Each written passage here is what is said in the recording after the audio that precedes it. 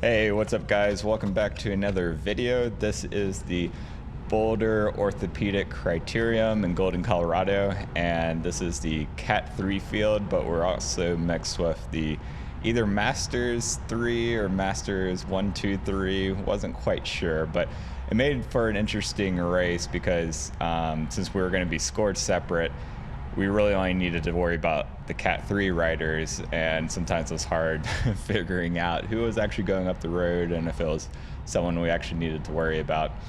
But let's go over some race stats real quick. The duration of the race was 44 minutes, distance 19.9 miles, average speed was 26.7 miles per hour. Normalized power was 271 and average power was 237. It was kind of funny starting out this race because I was on the front row and no one wanted to come around me, so I wasn't going to push the pace, so I was just doing a casual 230, 250 watts on the front, and yeah, so it ended up being a nice little parade lap in the beginning since I wasn't going to be the one to go fast on this, but.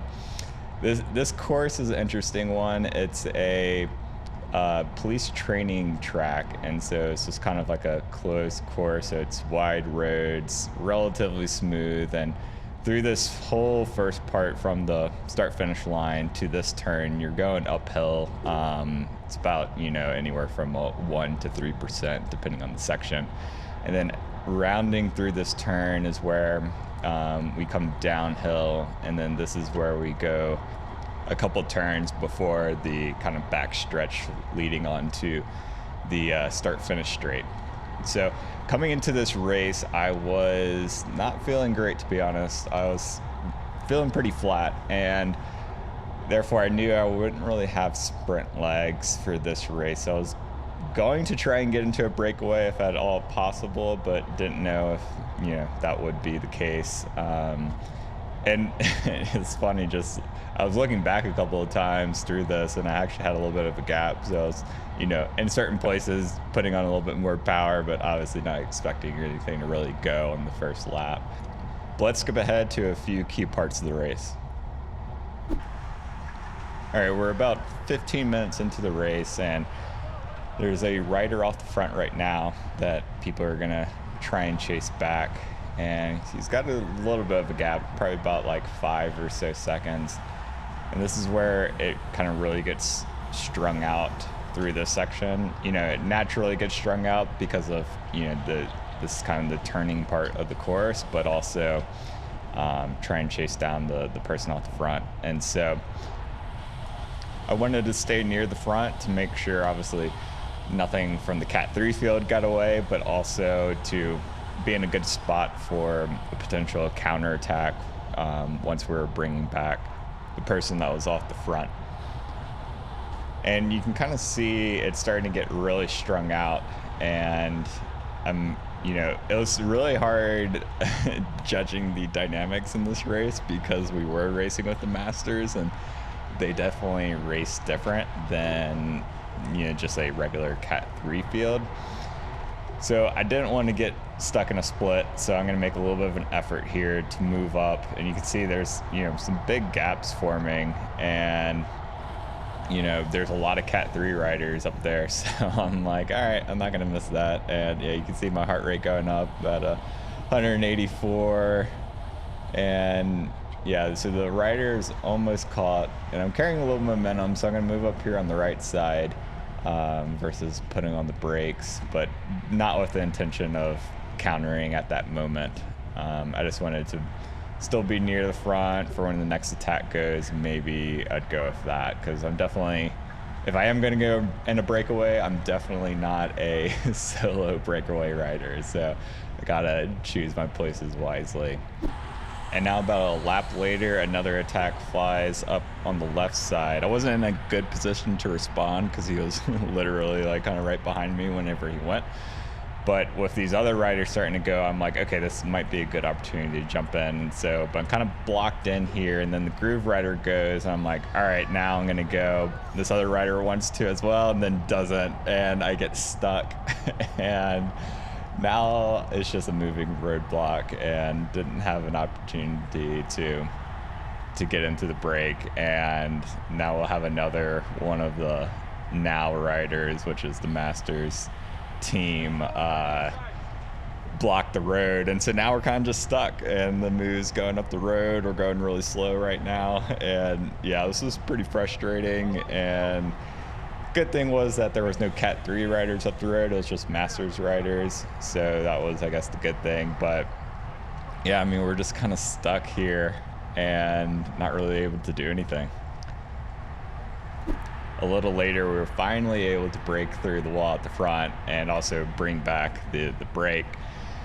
And right now there's quite a few Cat 3 guys in the front, and then this is where someone on the front puts in a dig, trying to get some separation. And you know, we get a little bit of a gap with the main field, and I think all of these guys except like one are Cat 3, so I was like, well, maybe this actually might have a chance to stay away. Obviously it's a large group, so it was probably unlikely, but you know, put in a pretty big effort here just to even, you know, stay in the wheels. But you know, the field ended up catching back on, and it didn't really end up going anywhere.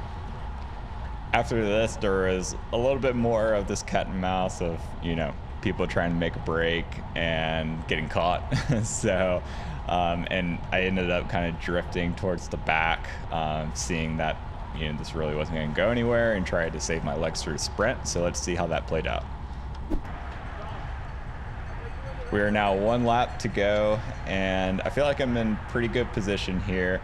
I'm near the front, but not on the front, and that's, you know, exactly where I want to be. Definitely don't want to get stuck in the back during this part of the race. And really, you know, it was going to be interesting how this played out, because the Masters had a lot of bigger teams, but all the Cat 3 riders were either smaller teams or independent riders. So I was a little unsure how I was going to go about the sprint, especially with just not really feeling like I had the legs. And on my left side, you can kind of see the Now team getting a little bit organized, which they're a Masters team. And so I'm like, okay, I'm going to kind of drift to that side, see if I can maybe follow that, and slap behind this rider. And I'm seeing the Rush team, which is the guy right in front of me now. I see there are 2 riders, and they seem pretty organized. So I was like, okay, that's who I'm going to mark, and I'm going to try and follow them and see if I can get on the back of the lead out for the sprint coming into the finish. So going through this turn, going pretty fast, but the guy on the inside would not hold his line and forced me pretty wide and forced me off the wheel. I was trying to hold, which was annoying, but you know, that's what happens on the last lap. So I'm not panicking though. I'm just gonna hold my position and try and make up a little bit of ground through this turn. I found that, you know, coming in and out on the outside of this turn, which would then lead to the inside of this turn, kind of was the best move. And now I'm kind of back right where I want to be, right, you know, basically on the wheel of the Rush team. And then this rider just stops pedaling in the middle of the racing line on the final lap. Like, don't do that ever. If you're going to do that, if you're leading someone out, pull off, because yeah, that's no good. So I have to go around this rider as well. So not exactly where I want to be, but I'm pretty close. And so I'm just, you know, going to hold my position coming to this last turn. I'm going to take the outside onto this straight. And here's the sprint, and I only put out 850 watts. It was not my day. You can see the rider in the red, who actually got kind of let out by the other Rush rider, just destroyed me and everyone else.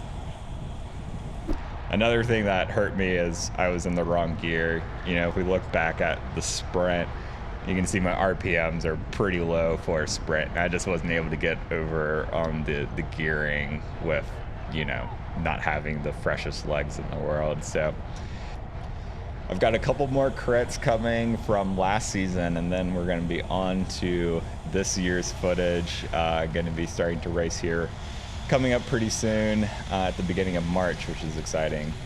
Definitely subscribe if you want to see more of these videos, and I'll catch you on the next one.